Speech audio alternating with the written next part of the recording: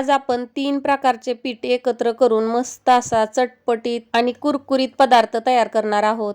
घरातील लहानांपासून मोठ्यांना सर्वांना आवडेल असा हा पदार्थ आहे। तर रेसिपी सोपी आहे, सुरुवात करूयात। सर्वप्रथम आपल्या सर्वांचं स्वाद आपुलकीचा या चॅनलवर खूप खूप खूप मनापासून स्वागत।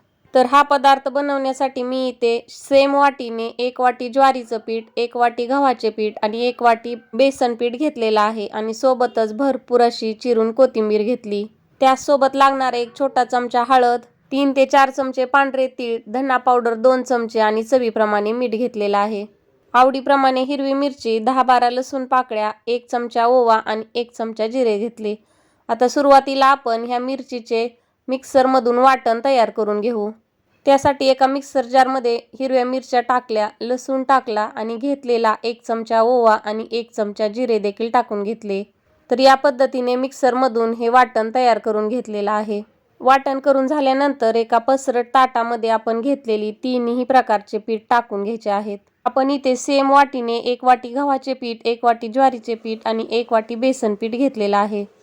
पीठ सर्व एकत्र केल्यानंतर त्यामध्ये मिरचीचे वाटण तयार करून घेतलेले टाकले। नंतर तीळ, धना पावडर, चवीप्रमाणे मीठ, 1 छोटा चमचा हळद टाकली आणि भरपूर अशी बारीक चिरून घेतलेली कोथिंबीर टाकून घेतली।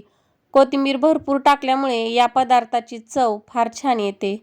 तर सुरुवातीला हे सर्व जिन्नस आपण पिठामध्ये हाताने एकत्र करून घेऊ। सर्व जिन्नस एकत्र केल्यानंतर थोडा थोडा पाण्याचा शिंतोडा देऊन हे पीठ आपण घट्ट असे मळून घेऊयात।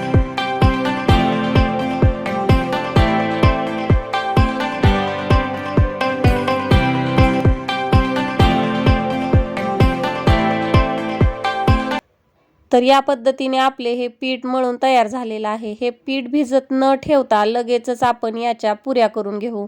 मळलेल्या पिठामधील एका लिंबा एवढी गोळी काढून घेतली आणि पोळपाटाला, लाटण्याला आणि हाताला तेल लावून या गोळीला देखील थोडे तेल लावून आपण याची सुरुवातीला पुरी लाटून घेऊयात। ही पुरी जास्त जाड अजिबात ठेवू नका। मीडियम साईजमध्ये ही पुरी आपण लाटून घेऊ। तर या पद्धतीने ते पुरी लाटून झाली। त्यानंतर एका पुरीला असे 4 कट देऊन घेतलेले आहेत। तुम्हाला जर इथे असे कट द्यायचे नसतील तर तशीच पुरी तळली तरी सुद्धा चालेल। तर या पद्धतीने ते पुरीला कट देऊन घेतलेले आहेत। नंतर गरम तेल करून हे आपण तळून घेऊयात। मीडियम टू लो गॅसवरती आपण ह्या पुऱ्या तळून घ्यायच्या आहेत। तर त्रिकोणी आकारामध्ये अशा ह्या पुऱ्या लहान मुलांना देखील खायला फार आवडतात। तर पीठ भिजत न ठेवता पटपट अशा ह्या सर्व पुऱ्या आपण लालसर रंगावर तळून घेत आहोत। घरातील लहान मुलांना किंवा मोठ्या व्यक्तींना सुद्धा मधल्या वेळेत खाण्यासाठी हा चटपटीत पदार्थ फार टेस्टी लागतो।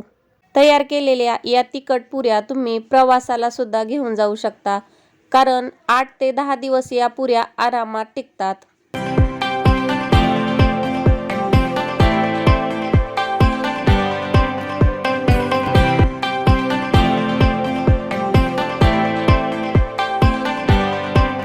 तर या पद्धतीने इथे आपल्या सर्व पुऱ्या तयार करून झालेल्या आहेत। या पुऱ्या तुम्ही शेंगदाण्याच्या चटणी सोबत किंवा मिरचीच्या ठेच्यासोबत किंवा अशाच खाल्ल्या तरी सुद्धा छान लागतात। रेसिपी आवडली तर एक वेळ अवश्य करून पहा। तर या पुऱ्या एकदम कुरकुरीत अशा झालेल्या आहेत। जर तुम्ही ही रेसिपी यूट्यूबला पाहत असाल तर नवीन असाल तर सबस्क्राईब करा आणि फेसबुकला पाहत असाल तर नक्की फॉलो करा। पुन्हा भेटू, तोपर्यंत धन्यवाद।